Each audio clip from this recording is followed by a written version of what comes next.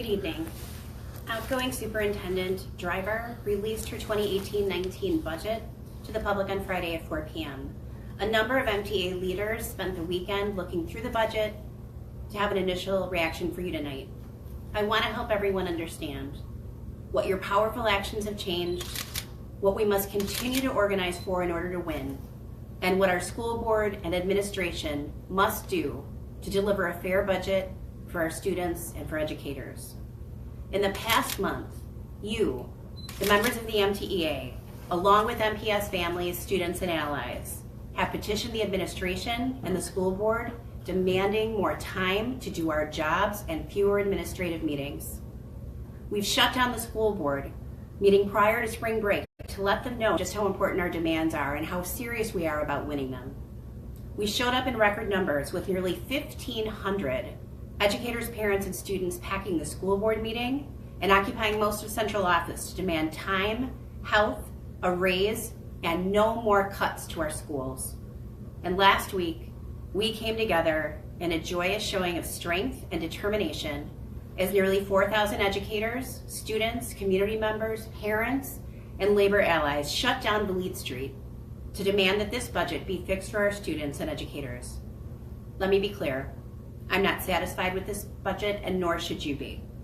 Our Milwaukee local resistance is happening within a national movement for public schools, and our local collective actions with parents, students, and community have resulted in some progress. Educators' health insurance benefits have been left alone.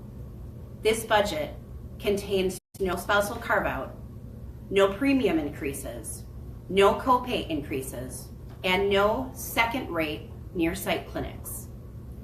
The district has budgeted for a 2.13% cost of living increase, steps for educational assistance, and for the path to 15. But this budget does not deliver many of the demands that we know are crucial and critical for our students and public education workers, and we will not lose sight of any remaining demand or lessen the intensity of our fight for the budget MPS needs. We must win the time teachers must have to teach our students well, and for educational assistants, the hours they need to properly support our classrooms and our schools. We must win healthcare for substitute teachers. This budget does not contain a plan to deliver health insurance for MPS substitute teachers, and that is simply unacceptable. We must restore the 5% cuts to each of our schools' budgets. Our students cannot sustain one more loss. We have to fix the salary schedules to recruit and retain the best educators for our students. Every single worker in our district deserves to have their experience honored fairly and must continue to advance along a sensible salary schedule, in addition to seeing cost of living raises to keep up with inflation. Our sisters and brothers, far too many of our sisters and brothers, who make below $15 an hour must have an accelerated path to 15 and be recognized for their years of commitment and service to Milwaukee Public Schools. And finally, this district must commit to refocusing resources to seriously address climate, culture, relationships, and learning. That means shifting resources back to schools and refocusing administrative staff on this fundamental work. And our review of this preliminary proposed budget shows that this is possible. This budget shows that the superintendent has not acknowledged calls for significant cuts to purchase services.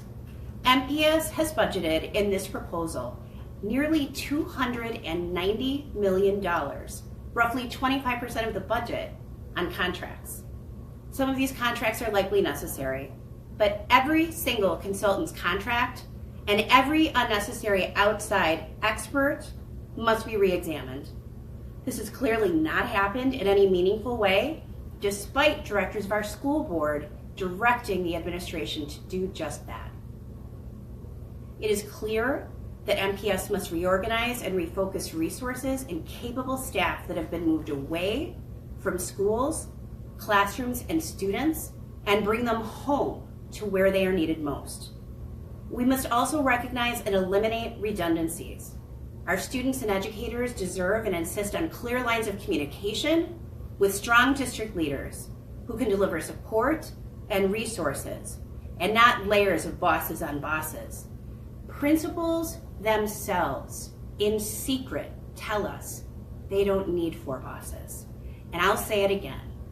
Any principal who needs 4 bosses shouldn't be a principal. This budget actually shows an increase in the number of non-school-based certificated administrators, while actually decreasing the number of teachers, educational assistants, building service helpers, and other education workers. We know that we must win a budget that moves our entire district in the right direction so that we can bring more students and families back home to Milwaukee Public Schools, instead of accepting the defeatist narrative of never-ending declining enrollment. MTEA, we must elect a governor who will call for a moratorium on the unaccountable private voucher system with a sunset in the next 4 years. We also need Milwaukee Public Schools, the school board, and the incoming administration to join us in demanding that this state give our students the funding that they deserve. It can be done, it must be done, and MTA members, with MPS families, students, and allies, we will make sure that it is done. There are important dates for you to know about this week. On Wednesday, May 2nd, the MTEA Executive Board will meet to determine next steps in our campaign. Watch for a live stream video Wednesday night at approximately 7 p.m. On Thursday, May 3rd at 6:30 p.m., the school board will convene for a strategic planning and budget meeting, and every school should send a small delegation to that meeting. MTEA, public school allies, we're in this to win this. We're part of the way there. Let's get everything that students deserve and need. Let's make sure educators have what they need to do the very best possible work that they can in our classrooms for students. Thank you.